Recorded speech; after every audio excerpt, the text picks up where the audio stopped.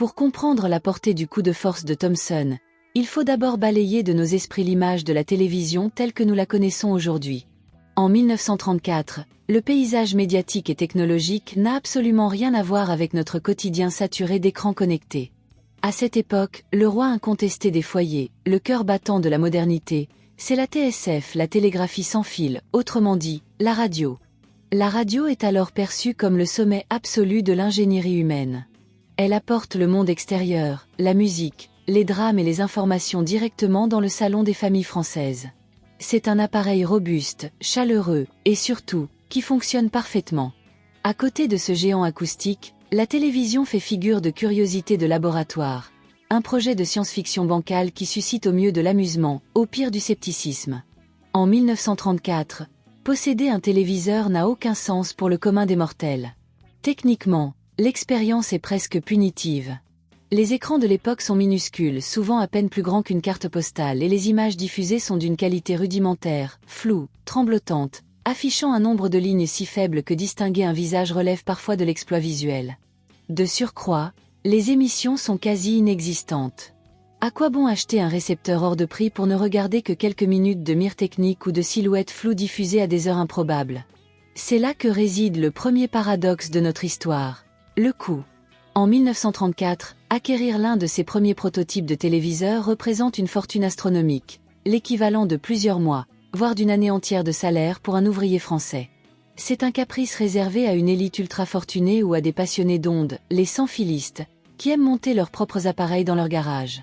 Pour le reste de la population, la télévision est un concept lointain, une attraction de foire-exposition que l'on regarde de loin sans jamais envisager de l'installer chez soi. Le public n'en veut pas, n'en ressent pas le besoin, et n'a pas les moyens de se l'offrir. Alors, posez-vous la question, comment une entreprise privée, aussi puissante soit-elle, peut-elle espérer vendre massivement un produit aussi cher, aussi imparfait et aussi inutile à une population qui traverse encore les contre-coups de la Grande Dépression des années 30 ? La logique économique classique voudrait que ce marché s'effondre de lui-même ou reste une niche insignifiante pendant des décennies. Pourtant, c'est précisément dans ce contexte d'indifférence générale et de barrières technologiques majeures que Thomson va orchestrer l'un des coups de force les plus audacieux de l'histoire industrielle française. La firme a compris que pour créer un marché là où il n'y en a pas, il ne faut pas attendre que le consommateur manifeste un désir. Il faut configurer la société de telle sorte qu'elle n'ait plus d'autre choix que d'adopter votre technologie. Le plan secret de Thomson est déjà en marche, et il s'apprête à transformer ce gadget inutile en une obligation nationale. Pour réussir l'impossible et imposer un appareil dont personne ne veut, Thomson sait qu'elle ne peut pas s'en remettre aux simples lois du marché. Dans les coulisses de l'année 1934, la compagnie française Thomson Houston, CFTH, va déployer une stratégie implacable reposant sur deux piliers invisibles pour le grand public, la guerre des brevets et l'entrisme politique. C'est dans l'ombre des ministères et des laboratoires de recherche que se dessine la véritable feuille de route de la télévision en France. La première étape de ce plan consiste à verrouiller techniquement le marché. À l'époque, la télévision est un terrain d'expérimentation mondiale où s'affrontent de nombreux inventeurs indépendants et de petites entreprises. C'est le chaos des normes. Thomson va méthodiquement racheter, breveter et centraliser toutes les technologies clés liées à la transmission des signaux et à la fabrication des tubes cathodiques. En s'appropriant ces brevets essentiels, notamment grâce à ses liens étroits avec des partenaires technologiques américains comme General Electric, la firme française dresse une barrière infranchissable. Aucun concurrent ne peut concevoir, fabriquer ou même importer un téléviseur en France sans passer sous les fourches codines de Thomson et lui verser de substantielles redevances. Le choix du consommateur est ainsi tué dans l'œuf avant même que le marché n'existe. Mais le coup de maître de Thomson réside dans son alliance avec l'État français. En 1934, la radiodiffusion et les télécommunications naissantes sont sous le contrôle direct ou indirect du ministère des PTT, Poste, Télégraphe et Téléphone. Thomson ne se présente pas au gouvernement comme un simple marchand de soupe technologique, mais comme le champion industriel national, le garant de la souveraineté technologique de la France face à la montée en puissance des géants allemands, comme Telefunken, et britanniques, comme la BBC et EMI. Cette fibre patriotique, habilement agitée, trouve une oreille très attentive chez les décideurs politiques. Thomson convainc les ingénieurs de l'État d'adopter ses propres standards de diffusion pour les premiers essais officiels de la télévision d'État. Ce partenariat public-privé, c'est l'impact historique. L'État construira les infrastructures de diffusion, financées par l'argent public, mais ces infrastructures seront entièrement basées sur les spécifications techniques et les brevets exclusifs de Thomson. Ce coup de force géopolitique et industriel transforme radicalement la donne. La télévision n'est plus seulement un projet commercial privé, elle devient une affaire d'État, un symbole de prestige national soutenu par la puissance publique. En s'assurant le contrôle de l'émetteur, le gouvernement, et du récepteur, les brevets des téléviseurs, Thomson vient de poser les rails invisibles d'un monopole absolu. Les Français ne le savent pas encore, mais la machine administrative et industrielle est désormais programmée pour s'immiscer directement dans leur salon. Pour concrétiser son monopole de fait, Thomson va utiliser une arme redoutable, devenue aujourd'hui un grand classique de la Silicon Valley, mais qui, en 1934, relève d'un machiavélisme industriel inédit, l'incompatibilité technique programmée. Il ne suffit pas de posséder les brevets et d'avoir l'oreille de l'État. Il faut s'assurer qu'aucun autre appareil, aucune alternative artisanale ou étrangère, ne puisse capter les signaux émis sur le territoire français. C'est par le biais des normes de diffusion que Thomson va littéralement fermer le piège sur les consommateurs. En 1934, la télévision en est à ses balbutiements mécaniques et électroniques. Les chercheurs du monde entier se disputent le nombre idéal de « lignes » qui composent l'image. Plus le nombre de lignes est élevé, plus l'image est nette, mais plus la technologie requise est complexe. Alors que d'autres pays hésitent encore sur les standards, Thomson, en collaboration étroite avec les ingénieurs des PTT, va pousser pour l'adoption immédiate d'un standard de diffusion ultra spécifique, calibré sur ses propres capacités de production. Le coup de génie et de force réside dans la synchronisation.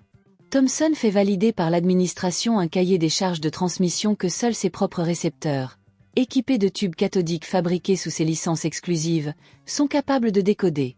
Si un passionné de technologie ou un artisan français tente de construire son propre récepteur chez lui à moindre coût, ou si un importateur tente de faire entrer des appareils britanniques ou allemands sur le marché français, le résultat est immédiat et décourageant. L'écran reste désespérément noir, ou n'affiche qu'un bourdonnement de lignes zébrées totalement illisibles.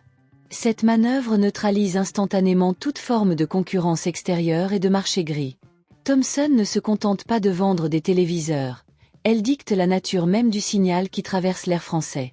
Pour le citoyen qui souhaite s'équiper et participer à cette révolution visuelle naissante, il n'existe pas d'alternative, pas de modèle d'entrée de gamme ou de marque concurrente vers laquelle se tourner pour faire jouer la concurrence.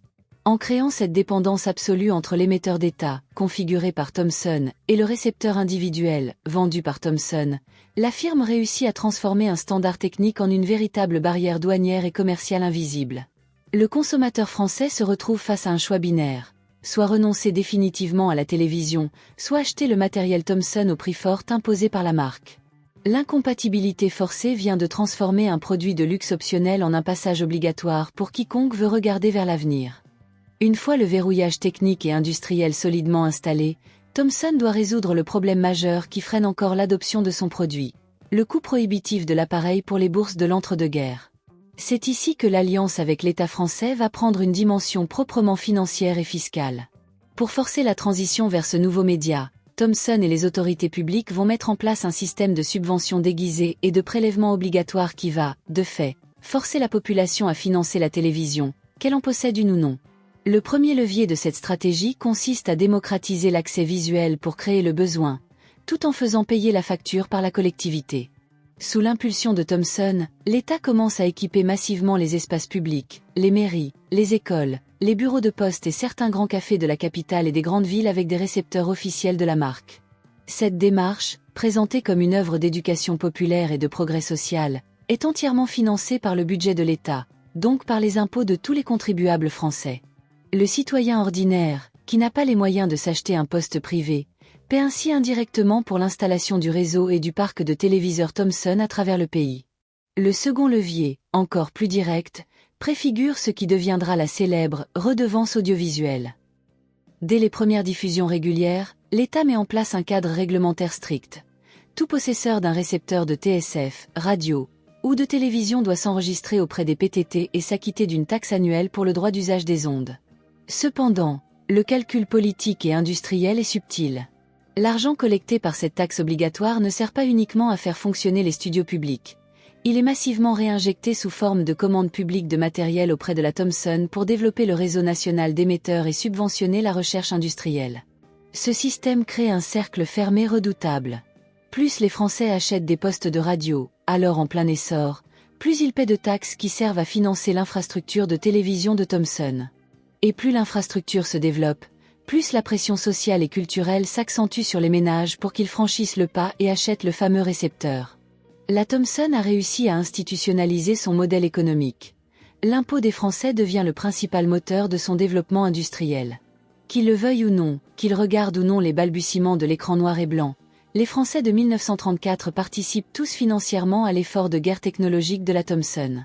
Lorsque l'on analyse avec le recul de l'histoire ce que Thomson a accompli en 1934, on réalise que cette entreprise n'a pas seulement vendu des téléviseurs. Elle a inventé le concept moderne de l'écosystème fermé et captif. Ce que la firme française a mis en place dans l'entre-deux-guerres préfigure avec une précision presque prophétique les stratégies des géants de la tech d'aujourd'hui. Sans jamais pointer une arme sur la tempe des consommateurs, Thomson a rendu sa technologie si structurelle, si imbriquée dans les rouages de l'État et de la société, qu'il est devenu socialement et techniquement impossible de lui échapper. Le véritable coup de génie de Thomson a été de comprendre que la liberté de choix du consommateur est une illusion que l'on peut orienter par la contrainte invisible des infrastructures. En contrôlant les brevets à la source, en dictant les normes de diffusion d'un émetteur d'État financé par l'impôt public, et en rendant tout appareil concurrent obsolète ou incompatible par décret technique, la firme a créé un couloir unique. Pour le citoyen français de la fin des années 30 et des décennies suivantes, vouloir accéder à l'information visuelle et à la culture moderne sans passer par Thomson revenait à vouloir voyager en train sans emprunter les rails de l'État. Cette méthode a durablement façonné le modèle industriel français de la télévision. C'est cette même logique d'indépendance nationale mêlée de protectionnisme technologique agressif qui conduira la France, des décennies plus tard, à adopter le standard SECAM pour la télévision couleur contre le standard PAL du reste de l'Europe, ou encore à développer le Minitel, un autre terminal captif d'État.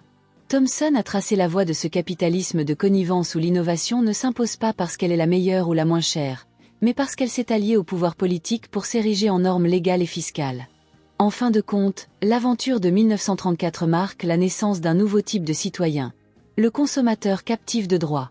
Un citoyen qui paie un impôt pour financer une technologie privée, qui achète un récepteur unique parce que les autres sont interdits de signal, et qui valide, par son acte d'achat forcé, le monopole d'une marque. En refermant ce piège parfait, Thomson a prouvé qu'en économie moderne, la plus grande force d'une entreprise n'est pas de séduire son public, mais de se rendre si indispensable que sa consommation devient un devoir civique. Un héritage industriel invisible qui continue, aujourd'hui encore, de dicter nos habitudes face aux écrans qui gouvernent nos vies.